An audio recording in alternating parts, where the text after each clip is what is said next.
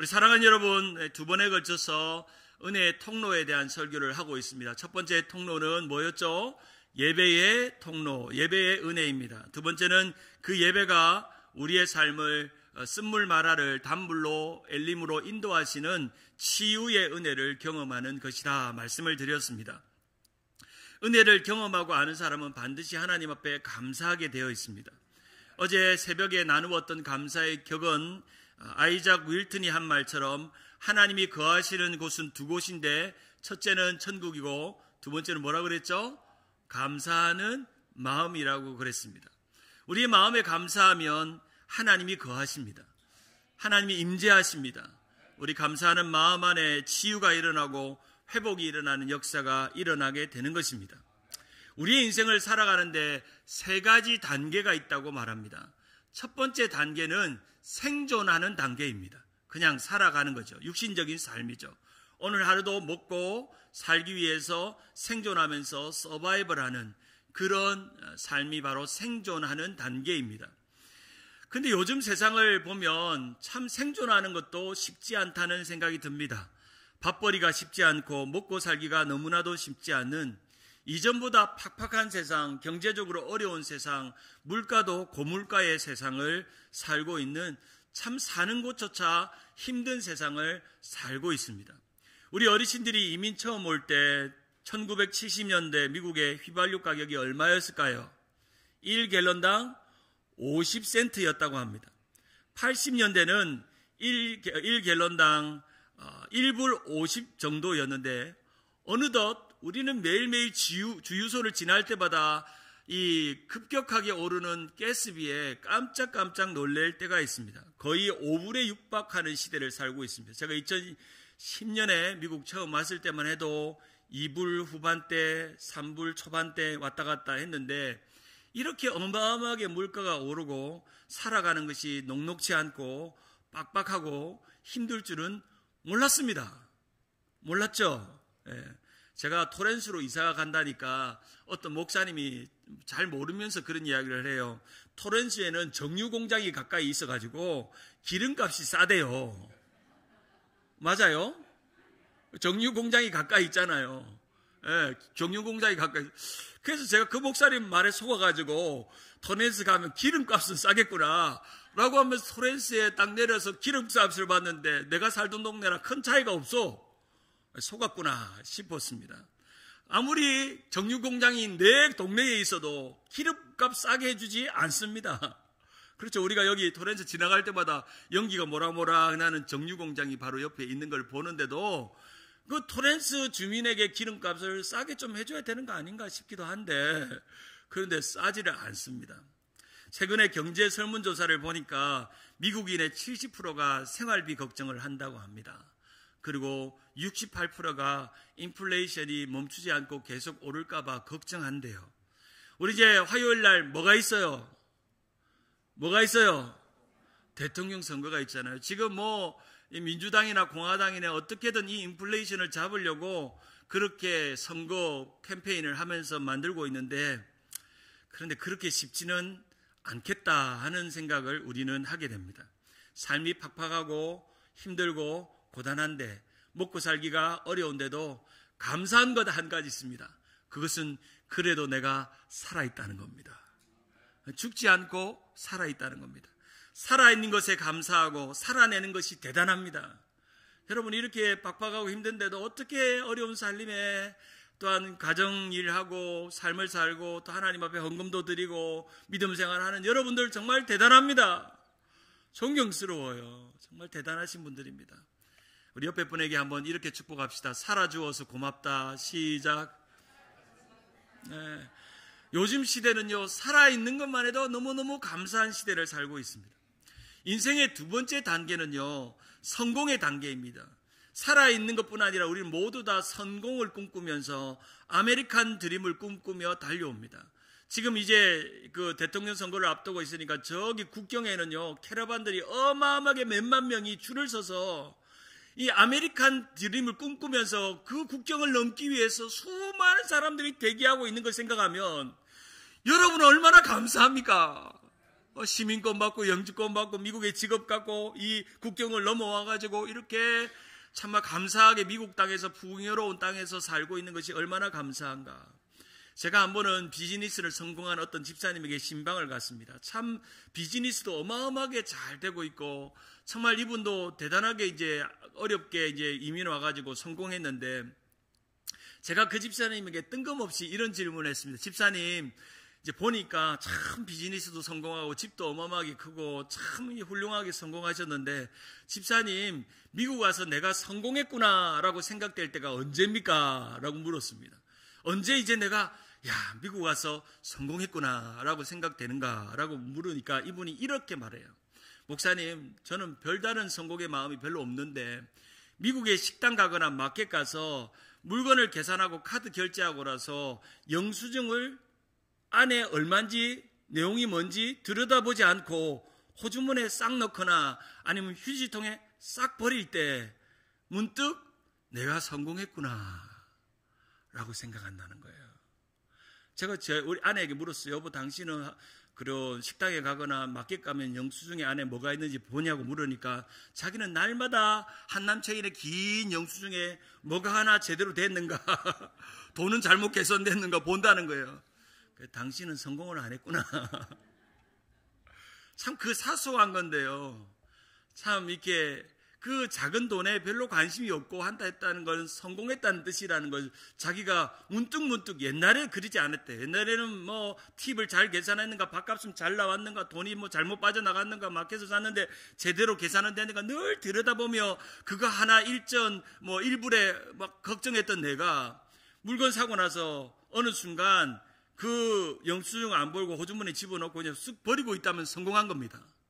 사랑하는 여러분, 혹시 여러분이 그 영수증 안 들여다보고 그냥 버리고 있다면 여러분 성공했습니다.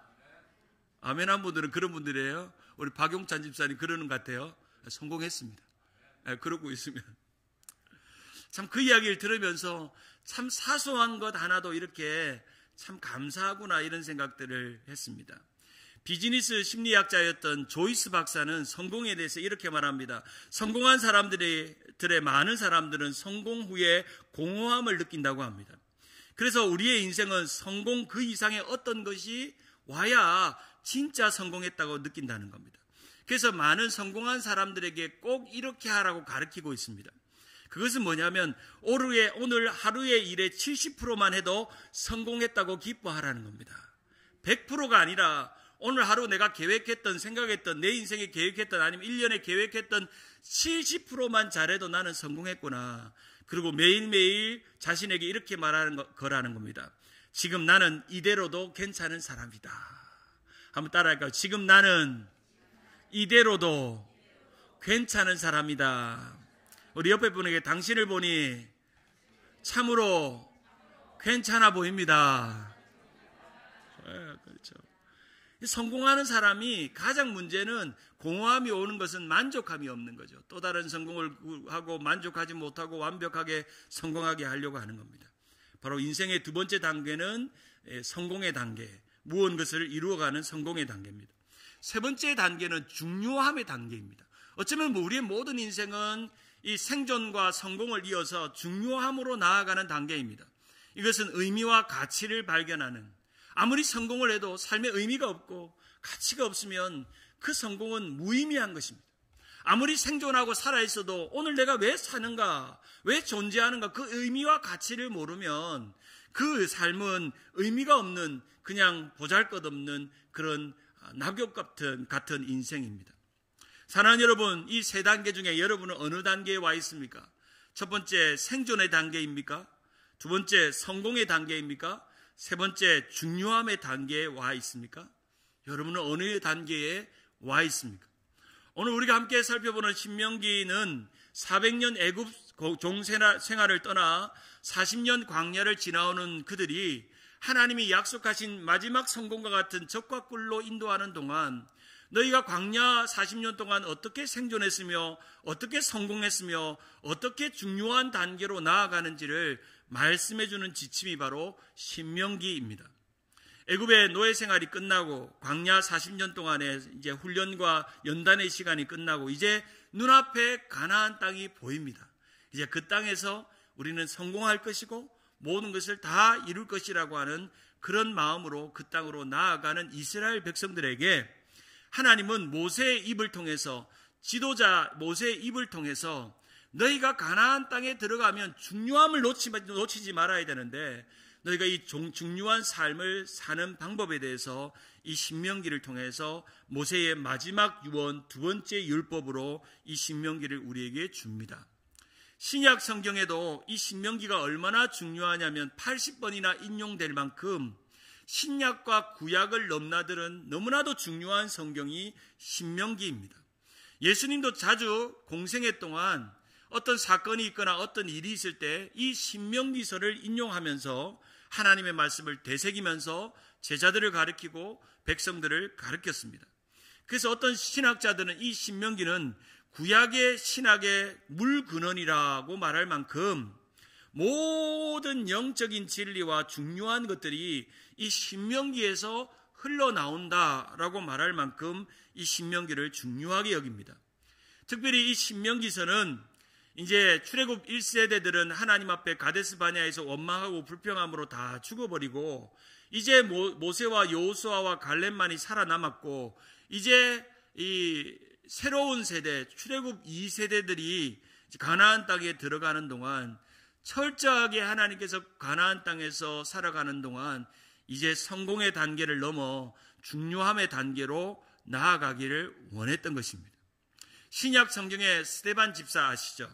이 스데반 집사가 집사임에도 복음적인 설교를 참 잘했는데 이 스데반 집사 역시도 이 신명기를 이렇게 인용합니다. 사도행전 7장 37절을 보면 이스라엘 자손에 대하여 하나님이 너희 형제 가운데서 나와 같은 선지자를 세우리라 하던 자가 곧 이 모세라. 38절 같이 한번 읽어봅니다. 시작. 시내산에서 말하던 그 천사와 우리 조상들과 함께 광야교회에 있었고 또 살아있는 말씀을 받아 우리에게 주던 자가 이 사람이라. 특별히 모세가 이스라엘 백성들에게 이 신명기를 시내산에서 주는데 이 신명기를 하나님의 말씀을 통해서 주는데 이 모세는 선지자 같은 자로서 이 광야 모압 평지에서 이 받은 신명기가 바로 광야 교회의 성도들에게 준 메시지라는 겁니다. 어느 교회요? 어느 교회요? 광야 교회라는 겁니다. 구약의 이스라엘의 40년 동안의 광야 백성을 이 스데반 집사는 그 교회 이름을 광야 교회라고 말합니다. 광야 교회. 그래서 모세가 그 광야 교회 성도들을 목회하면서 주었던 도전은 살아있는 말씀을 그들에게 전해 주었다라고 말씀하고 있는 것입니다. 바로 광야 생활, 광야 교회에서 가나안 땅과 가나안 교회에 이제 들어가게 되면 너희가 어떠한 중요한 삶을 살아가야 되는지 너희가 한번 다시 생각해봐라. 너희가 광야 40년 동안 하나님이 그들을 죽이지 않고 살려둔 이유가 무엇인가? 그리고 너희들이 이렇게 살려두어서 안전하게 가나안 땅으로 40년 동안 인도하신 것이 무엇인가? 그리고 이제 가나안 땅에 들어가서 너희가 성공할 텐데 그곳에 정착하고 그 땅에 이방 사람들을 다 전쟁에서 이기고 승리할 텐데 너희가 거기서 어떤 중요한 것을 붙들고 살 것인가 도전하고 말씀하고 있는 말씀이 무슨 성경이라고요? 무슨 성경이라고요? 신명기라고요. 신명기. 사랑하는 여러분, 여러분에게 한 가지 질문을 드리려 합니다. 여러분은 믿는 만큼 살고 있습니까? 사는 만큼 믿습니까? 참 중요한 질문입니다. 믿는 만큼 사는가? 사는 만큼 믿는가? 이렇게 한번 질문해 보겠습니다. 여러분은 믿는 만큼 살기 쉽습니까? 사는 만큼 믿기 쉽습니까? 그렇죠. 우리 솔직하게 말해 봅시다. 사는 만큼 믿기 쉬워요. 우리가 믿음은 담대하라, 믿음을 가지라, 하나님 은혜 가운데 두려워 말라, 걱정하지 말라, 염려하지 말라고 했는데 살다 보니까 염려가 오고 두려움이 오고 걱정이 오고 이스라엘 백성들이 쓴물 마라를 만나서 조금 전만 해도 홍해가 있고 그 다음에 엘림이 기다리는데도 하나님 원망했던 그들의 삶을 보면 그들은 눈앞에 보이는 쓴물 마라로 사는 겁니다. 엘림으로 살지 못하고 홍해로 살지 못하고 쓴물 마라로 사는 것입니다. 그래서 우리는 이런 결론을 내릴 수 있습니다. 하나님을 아는 크기만큼 나의 삶의 크기도 뭐한다? 비례한다는 겁니다. 우리 하나님을 크신 하나님, 대단한 하나님, 능력의 하나님으로 믿고 그렇게 내가 살면 우리 하나님은 그런 하나님으로 일하시고, 내가 늘 걱정하고 염려하는 하나님은 조그만 하나님, 하나님은 도와주지 않는 하나님, 그렇게 믿고 살면 우리의 믿음은 그렇게 늘 근심하고 염려하고 의심하는 삶으로 결정된다는 것입니다. 한번 따라할까요? 나의 믿음의 용량이 나의 삶의 크기를 결정한다. 내 입을 작게 벌리라고 했어요? 크게 벌리라고 했어요? 크게 벌리라고요. 내가 뭐 한다고요? 채운다고요. 내 입을 크게 벌리라고. 우리 어린아이들도, 건강한 애들은요, 입을 크게 벌리는 애들이 건강해요. 그렇죠. 입을 쫙쫙 벌리는 애들은 건강합니다. 오늘 이 신명기는 우리가 무엇으로 사는가, 무엇으로 중요하게 사는가를 말씀해 주면서 신명기 8장 1절에 이렇게 말합니다. 내가 오늘 명하는 모든 명령을 너희는 지켜 행하라. 그리하면 너희가 살고 번성하고 여호와께서 너희 조상들에게 맹세하신 땅에 들어가서 그것을 차지하리라. 2절에 내 하나님 여호와께서 이 40년 동안 내게 광야길을 걷게 하신 것을 기억하라. 신명기 8장 3절 다시 한번 읽어봅니다. 8장 3절 시작. 너를 낮추시며 너를 줄이게 하시며 또 너도 알지 못하며 내 조상들도 알지 못하던 만나를 내게 먹이신 것은 사람이 떡으로만 사는 것이 아니요 하나님의 입에서 나오는 모든 말씀으로 사는 줄을 내가 알게 하려 함이라. 아멘. 사랑하는 여러분, 사람은 뭘로 살아요? 뭘로 살아요? 너무 심플합니다. 성경은 우리가 어떤 삶을 살아야 중요한 삶인지, 분명한 삶인지, 의미 있는 삶인지, 가치 있는 삶인지 말합니다. 사람은 떡으로 사는 게 아니라 하나님의 입에서 나오는 말씀으로 산다고 말씀하고 있습니다. 하나님의 말씀의 은혜에 의존하는 삶, 그리고 그것을 전적으로 의존하고 의식하는 삶, 하나님의 말씀의 은혜로 사는 삶입니다. 사랑하는 여러분, 오늘을 살아가는 여러분의 모든 생존의 단계도, 여러분의 성공의 단계도, 여러분의 중요함의 모든 단계도 말씀의 은혜로 사시기를 주님의 이름으로 축원합니다. 하나님 말씀의 은혜로 사는 사람은 생존하게 하십니다. 말씀의 은혜로 사는 사람은 성공하게 하십니다. 말씀의 은혜로 사는 사람은 모든 삶의 중요한 것이 무엇인지를 깨닫고 발견하고 고백하며 사는 것입니다. 전적 의존, total obedience, 전적 순종, total dependence, 하나님께 그렇게 살아가는 믿음의 삶이 되는 것입니다. 저는 오늘 이 말씀의 은혜를 두 가지로 여러분에게 도전하기 원합니다. 첫째로 한번 따라할까요? 말씀의 은혜는 왜가 아니라 예 순종하는 것입니다. 뭐가 아니라고요? why가 아니라 뭐라고요? yes라고요. why가 아니라 yes라고요.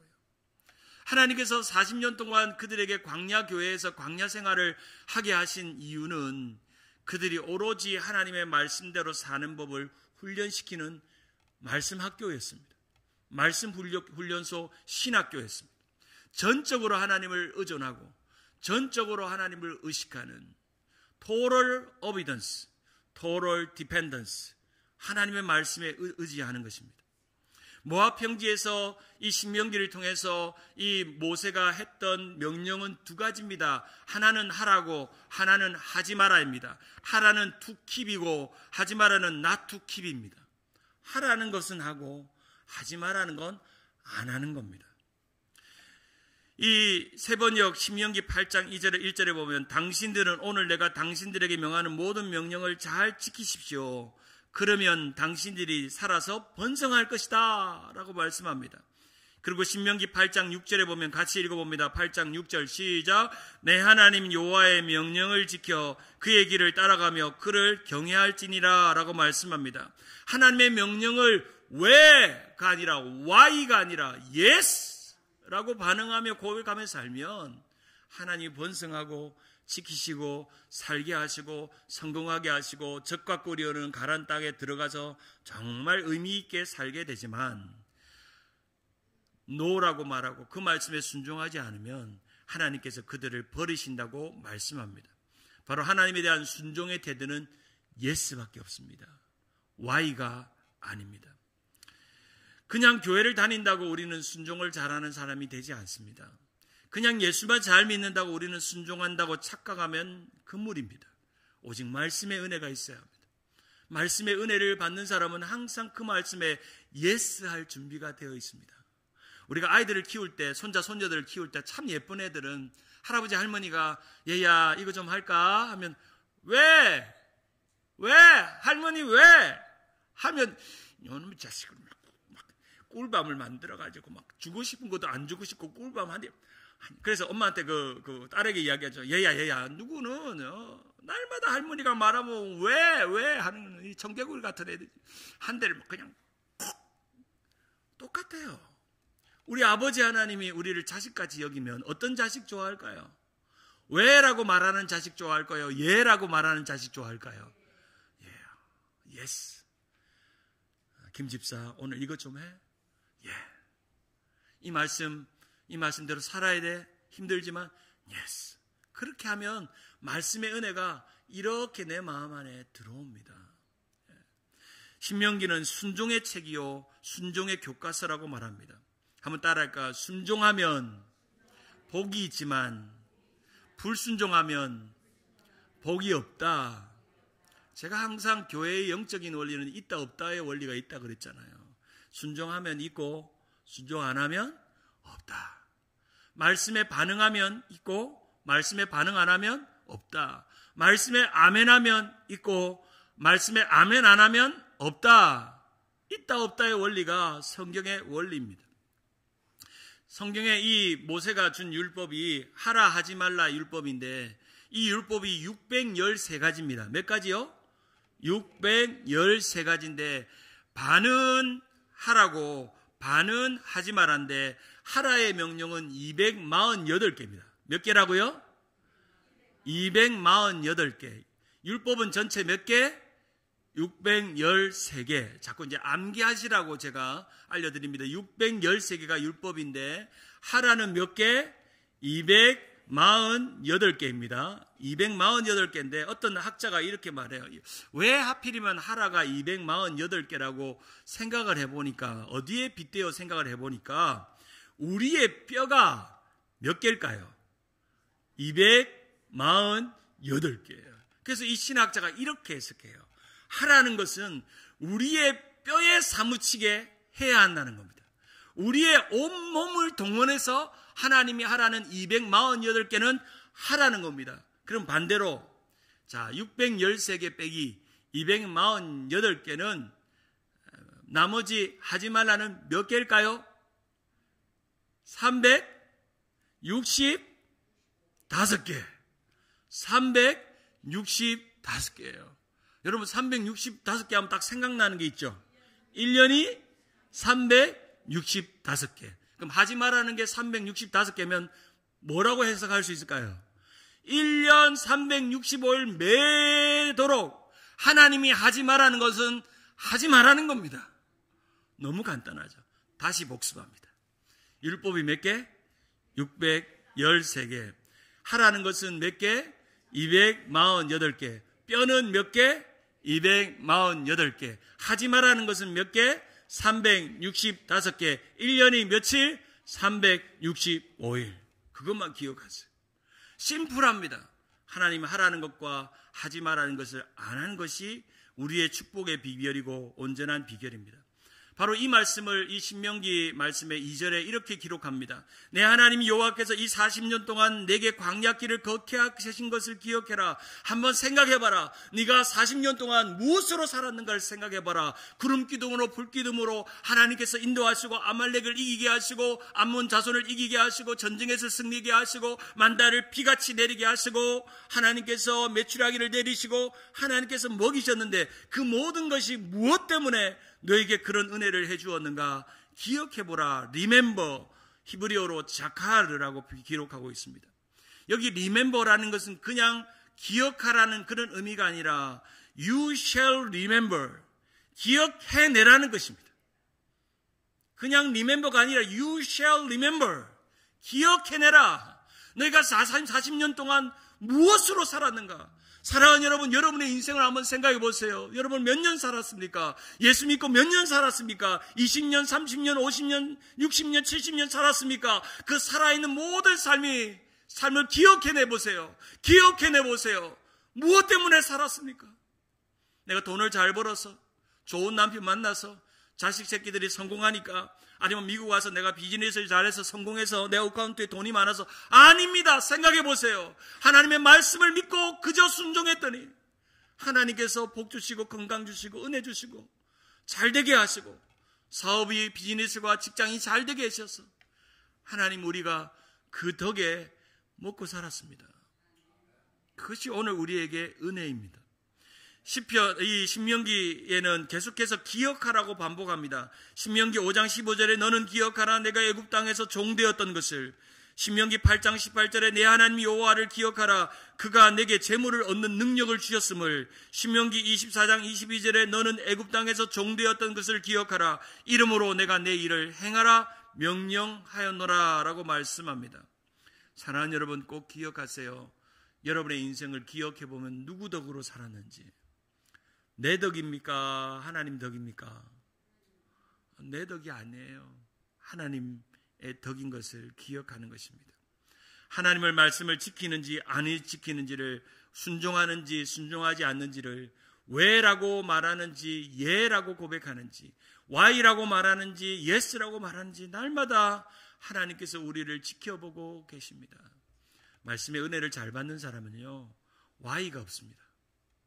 오늘 목사님 말씀, 저거는 좀 이런 게 없어요. 우리 주님 세운교회 성도님들이 제일 잘하는 게 하나가 말씀 정말 잘 듣는 거, 두 번째는 기도 너무 잘하는 거, 세 번째 예배 태도가 너무 좋다는 거예요. 이런 교회는 부흥합니다. 아멘. 이런 성도는 숫자와 상관없이 이미 부흥했습니다. 우리 성도님들이 너무너무 좋아요. 날마다 우리 집사람하고 저하고 집에 갈 때마다 이야기합니다. 우리 성도님들이 말씀 듣는 태도가 너무 좋다. 그리고 기도하는 태도가 너무 좋다. 그리고 예배하는 태도가 너무 멋지다. 아름답다. 야, 내가 이 수준에 따라갈까 걱정된다. 너무 수준이 높아가지고. 그래도 하나님께서 이 자리에 저를 세우신 것은 내 덕이 아니라 누구 덕입니까? 하나님 덕이에요. 여러분 수준에 제가 잘 맞춰가야 되는데, 우리 박 목사님이 너무나도 영적으로 잘 양육하시고 목양하시고 훈련하셔가지고 정말 말씀과 기도로 예배로 잘 훈련되어진 우리 성도님들, 우리 박 목사님이 하셨던 그 사역의 뒤를 이어서 잘 해야 될 거라는 생각을 날마다 가집니다. 그래서 제가 늘 고백하죠. 누구만 잘하자? 누구만 잘하자? 신 목사님만 잘하자 그러면 안 되고, 따라합시다. 나만 잘하자. 나만 잘하면 돼요. 나는 말씀에 순종하고 고백하며 사는 것입니다.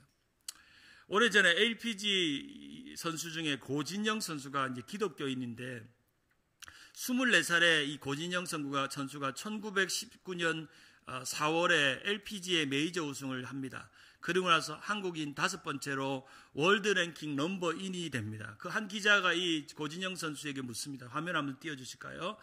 고진영 선수에게 이렇게 묻습니다. 우리 고진영 선수님, 경기할 때 특별히 신경 쓰는 부분이 무엇입니까? 라고 물었습니다. 그녀가 이제 이렇게 대답합니다. 골프 클럽을 잡을 때마다 저는 신중하게 판단을 합니다. 경기 도중에는 3가지의 샷이 항상 있습니다. 하나는 하고 싶은 샷이 있습니다. 두 번째는 할 수 있는 샷이 있습니다. 세 번째는 해야 하는 샷이 있습니다. 항상 이 3가지 샷, 하고 싶은 샷, 할 수 있는 샷, 해야 하는 샷을 가지고 고민합니다. 그럴 때마다 하고 싶은 샷을 먼저 절제합니다. 그리고 나머지 2가지를 가지고 캐디와 의논합니다. 이 상황에서 할 수 있는 것이 무엇이고 해야 하는 샷이 무엇인가를 고민하면서 거기에 집중합니다.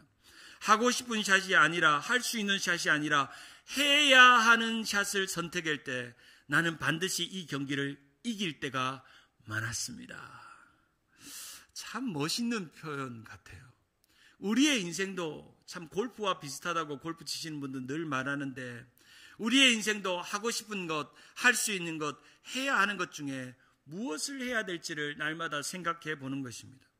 바로 오늘 이스라엘 백성들에게 이 모세가 신명기를 통해서 가르쳐 주어야 됐던 것은, 이제 눈앞에 펼쳐지는 저 적과 꿀이 흐르는 땅 가나안 땅에 들어가면 너희가 이 하고 싶은 것, 할 수 있는 것보다 해야 하는 것, 그것이 중요하다. 그것은 오직 사람이 떡으로만 사는 것이 아니라 하나님의 말씀으로 사는 것. 너희가 광야를 기억해봐라. 말씀으로 살았지 않느냐?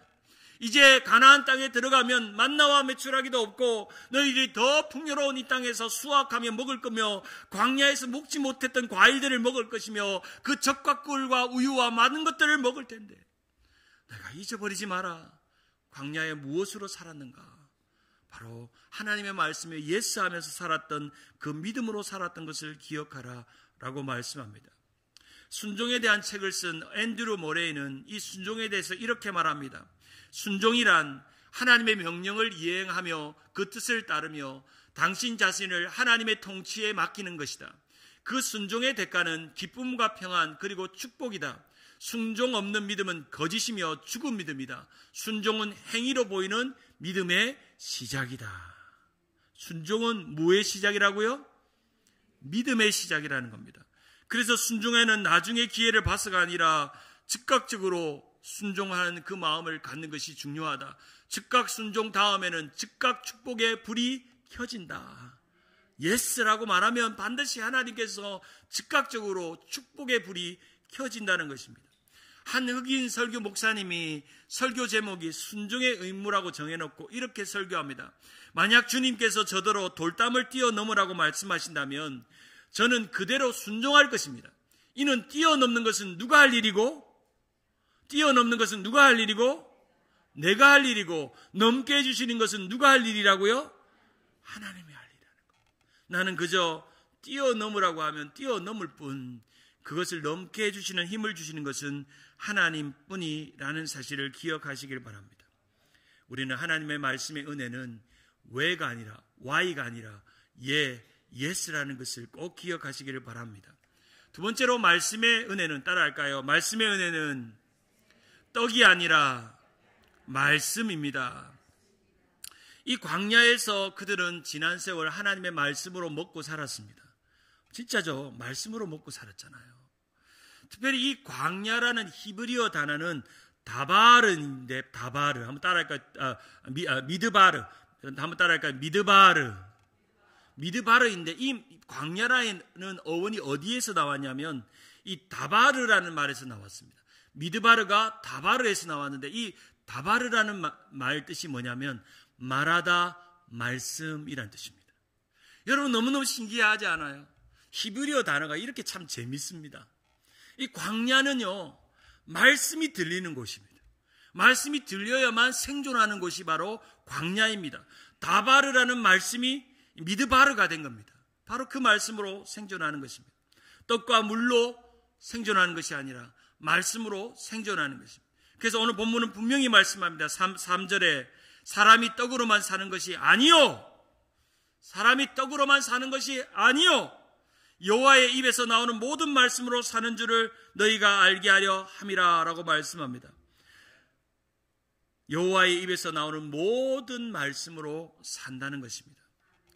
세상은 떡에 집착하게 만듭니다. 세상적인 욕구와 만족과 즐거움에 집착하게 만들지만 우리의 관심은 하나님의 말씀에 있습니다. 예수님께서 공생애를 시작하면서 40일 금식 기도를 하셨죠. 그리고 사단에게 몇 가지의 시험을 당하셨죠? 3가지의 시험을 당하셨는데 첫 번째 시험이 뭐냐면 뭘로 만들어 먹으라? 돌로 떡으로 만들어 먹으라는 시험을 당하셨습니다.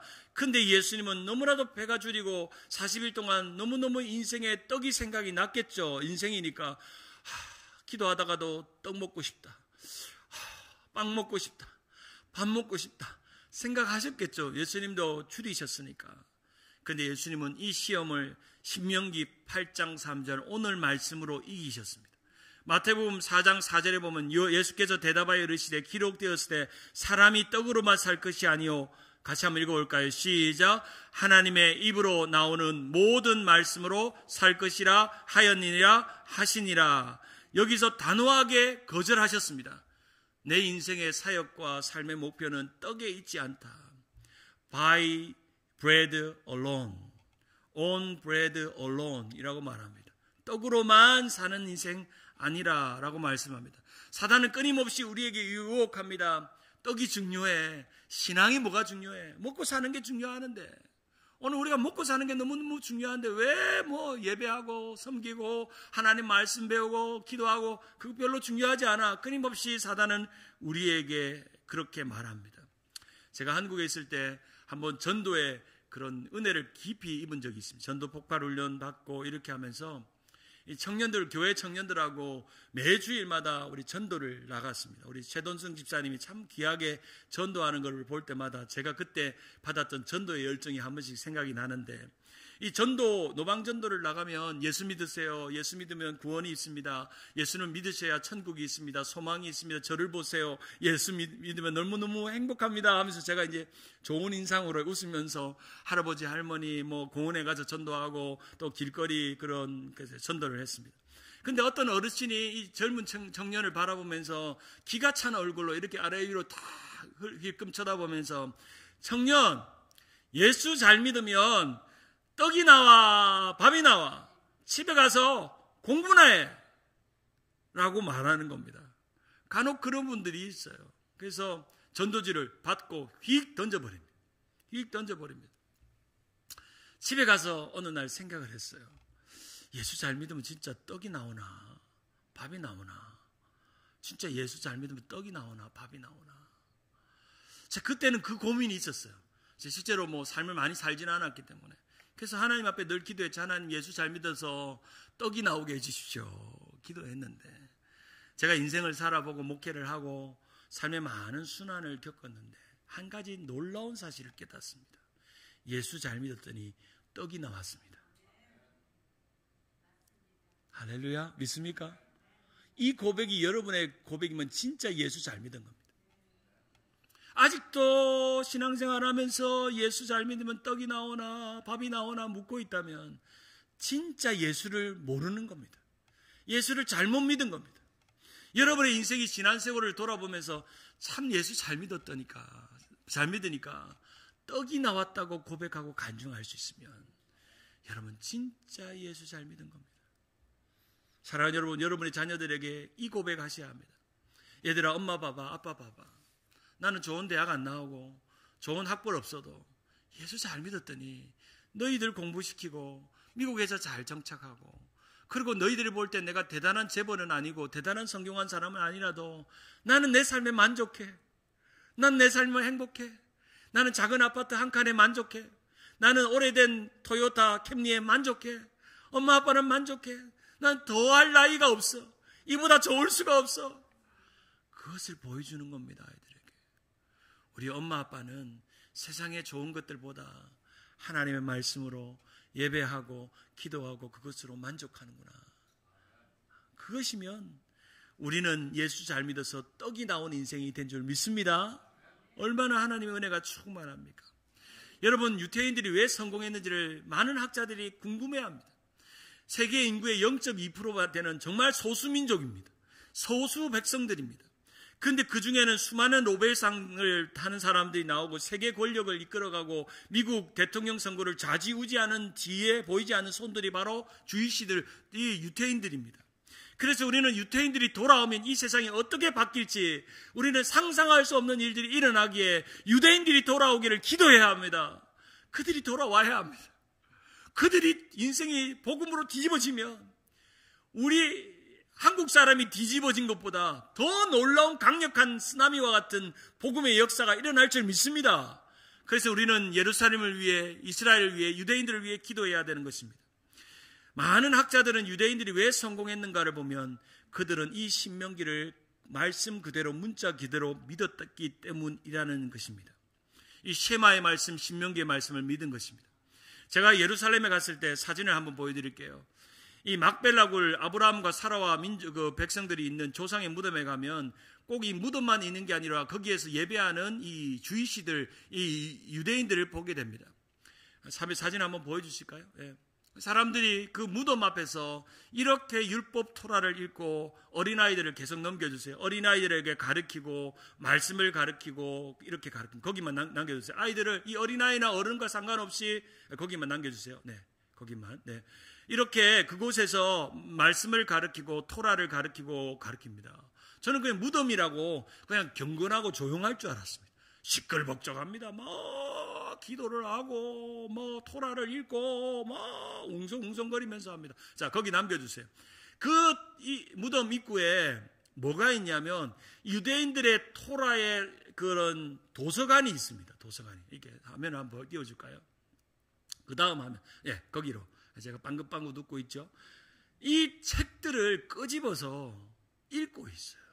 그래서 제가 그 책이 히브리어를 제가 눈에 잘 보이지 않으니까 우리 가이드 목사님에게 목사님 신명기 8장을 펴달라고 해서 지금 핀 겁니다. 제가 신명기 8장을 펴서 인증샷을 찍었습니다. 그리고 신명기를 읽고 하나님께서 이 복을 우리에게 달라고 그렇게 기도했습니다. 그러고 나서 예루살렘으로 갔더니 예루살렘 서편 서편에 넘겨주실까요? 동편에 목요일과 월요일만 되면 13살 된 남자아이들이 히브리어로 바르 미츠바라고 하는 성인식을 합니다. 이제 넘겨주실까요?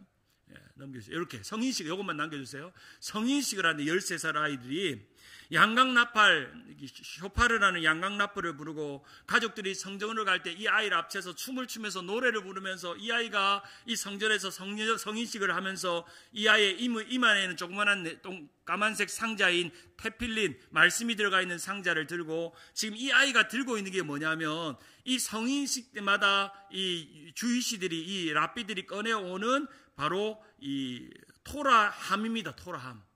예, 토라함. 토라함을 껴안고 이 아이가 이 토라 성경을 읽습니다. 읽고 이 랍비가 이 아이들에게 축복하고 온 가족이 축복하고 합니다. 여러분 저 모퉁이 한번 보세요. 저 여자들이요. 저 칸막이 끝에 엄마들이 매달려 있죠. 저 오른쪽 모퉁이에. 보세요. 실제로 그 예루살렘의 통곡의 복에 가면 남자와 여자가 이렇게 나뉘어 있어요.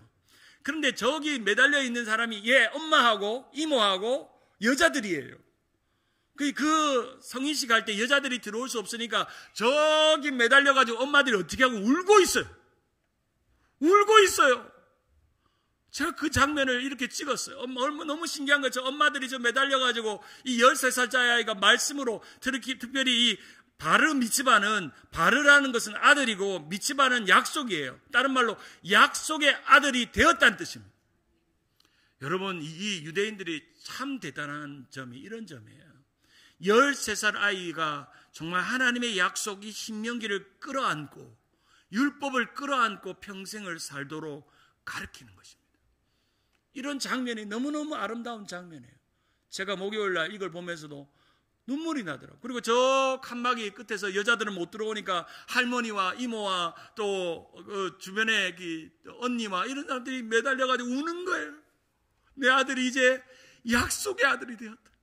이제 떡으로 사는 게 아니라 이 아이가 하나님의 말씀으로 사는구나 하는 그 믿음이 유대인들을 성공하게 했습니다. 저는 이스라엘 가서 실제로 유대인들이 왜 축복받는가, 곳곳마다 기도하고 말씀 읽고 하는 일들이 곳곳에 있습니다. 이제 괜찮습니다. 넘겨주십시오. 350년 동안 그들이 생존의 비결은 바로 신명기의 말씀을 믿고 이 어린 아이가 랍비들에게 말씀을 배우는 이런 시간에서부터 시작됩니다. 사랑하는 여러분, 우리 자녀들, 자녀손들에게 우린 이것을 가르쳐야 합니다. 떡으로 사는 인생이 성공하는 게 아니다. 말씀으로 사는 인생. 할머니가 그랬고 할아버지가 그랬고 아빠 엄마가 그랬고 이제 너도 말씀으로 사는 인생 되기를 바란다. 그렇게 기도하는 것입니다. 예수님의 공생애 가운데 예수님은 의도적으로 많은 백성들에게 떡을 많이 먹이셨습니다. 우리가 기억하는 오병이어의 사건에 제자들은 여전히 떡에 집착하고 있습니다. 그래서 예수님은 마태복음 16장 7절에서 10절에 이렇게 말합니다. 7절에 제자들이 서로 논의하여 이르되 우리가 떡을 가져오지 아니하였도다. 제자들이 여전히 떡까지 오지 않은 것에 대해서 집착하고 있잖아요. 그러니까 예수님께서 16장 8절에 이렇게 책망합니다. 같이 한번 읽어볼까요? 8절에 시작. 예수께서 아시고 이르시되 믿음이 작은 자들아 어찌 떡이 없으므로 서로 의논하느냐. 생명의 떡을 주시는 예수 그리스도가 있고 예수 그리스도가 그 떡을 먹이시는데도 오병이어 7병이어 놀라운 떡을 먹이시는 줄도 알면서도 여전히 우리는 믿음 없는 제자들처럼 떡에 집착하는 것입니다. 미국의 한 사업가가 이 인도에 있는 성자와 같은 테레사 수녀에게 방문해서 이 노벨상을 탄 테레사 수녀가 가보니까 너무나도 이 노벨상을 탄 테레사 수녀의 사는 삶이 정말 초라한 것입니다. 캘커타의 빈민굴에서 고아 30명을 먹이고 있는 그런 사람인 것입니다. 그래서 이 미국 사업가가 이 수녀에게 이렇게 말했습니다. 기업가들은 하루에도 수십만 명 고아를 먹이는데 당신은 겨우 300명을 먹이는데 하나님은 이 둘 중에 어떤 것을 크게 보실까요? 라고 이 테레사 수녀에게 묻습니다. 이 테레사 수녀가 이렇게 말합니다. 하나님은 나를 성공하라고 부르지 않고 충성하라고 불렀습니다. 내가 100명이든 10,000명이든 1000명이든 충성하라고. 저는 이 말씀을 생각하면서 이런 생각해 봤어요. 내가 우리 교회를 섬길 때 100명이든 200명이든 300명이든 1000명이든 그것은 하나님의 손 안에 있는 것이고 나는 100명이든 200명이든 충성하며 섬기면 된다. 그러면 성공이다. 우리 박 목사님, 후임 목사님 잘 세운 게 성공이라고 한 것처럼 우리 목사님이 잘 성공하는 길은 제가 목사님의 목회를 잘 돕고 또 그 다음 교회를 잘 이어가는 일인 줄 믿습니다. 저의 성공이 목사님의 성공이고 목사님의 성공이 저의 성공이 되는 그날 우리 주님 세운 교회는 진짜 성공하는 교회가 될 줄 믿습니다. 그런 은혜가 우리 가운데 있는 것이죠. 이 광야의 40년을 지난 동안 하나님께서 한순간도 그들을 버리지 않으셨습니다. 말씀을 맺습니다. 43살의 젊은 나이에 삶을 마감했던 오스왈드 챔버스라는 사람이 있습니다. 제가 자주 언급하게 될 것 같습니다. 365일 동안 자신의 영성 일기를 썼던 책 주님은 나의 최고봉이라는 책이 있습니다. 화면을 띄워주실까요? 주님은 나의 최고봉이라는 이 젊은 나이에 살았던 40살밖에 안 되는 이 오스왈드 챔버스가 주님은 나의 최고봉이라는 책을 썼습니다. 제가 인터뷰할 때 어떤 한 장로님이 물었어요. 목사님이 참 인생으로 생각하는 세 개의 책이 뭔가라고 물었을 때 첫 번째는 어거스틴의 참회록이고 두 번째는 오스왈드 챔버스의 주님은 나의 최고봉이고 세 번째는 바로 예수님이라면 어떻게 하셨을까라는 이 책을 좋아한다고 말씀드렸는데 주님은 나의 최고봉이라는 책에 이런 내용이 등장합니다. 주님 오늘도 나의 약한 의지를 주님께로 가져갑니다. 오늘도 나는 아직도 욕심이 많고 문제가 많은 사람이지만 주님이 함께 하시면 모든 어려움을 극복할 수 있으리라 믿습니다. 우리 화면 띄워주시고요. 같이 한번 읽어볼까요? 주님 나는 시작. 주님 나는 아무것도 아닙니다. 내가 중요한 무엇을 내려놓고 하나님이 나의 모든 것이 되어 주십시오. 주님의 말씀에 기꺼이 듣고 순종하는 믿음의 사람이 되게 해 주소서. 주님 온 마음으로 주님을 사랑합니다. 주님은 나의 최고봉이십니다. 할렐루야. 주님은 나의 최고목이라고 고백했던 이 오스왈드의 고백처럼 우리가 떡이 아니라 말씀으로 살아서 주님은 나의 최고봉이라고 고백하는 우리 모든 성도들 되기를 주님의 이름으로 축원합니다.